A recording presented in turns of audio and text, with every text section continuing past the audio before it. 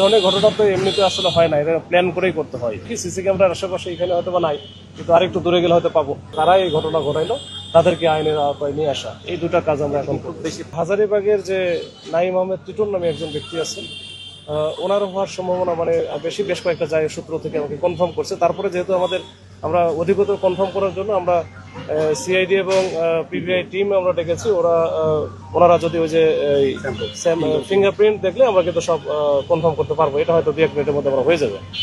আর এইটা কিভাবে কি ঘটলো, আমরা এখানকার আশেপাশে আমরা সিসি ক্যামেরা এগুলো আমরা অ্যানালাইসিস করতেছি। ওরা এই সন্ত্রাসী যারা আসছে এখানে শুটিং ইনসিডেন্ট ঘটাইছে, তারা কোন পাশ দিয়ে গেলো, কোন দিক দিয়ে গেলো, আমরা এগুলো সবই ইনভেস্টিগেশনের পার্ট।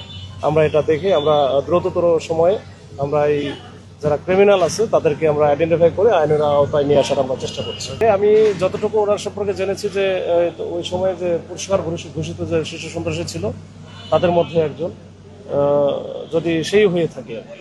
তো এটা আধিপত্য বিস্তারের তো ঘটনা অবশ্যই থাকে, এর সাথে আরো অনেক বিষয় থাকে। এগুলো আসলে ইনভেস্টিগেশন করার পরে আমরা আসলে বুঝতে পারবো।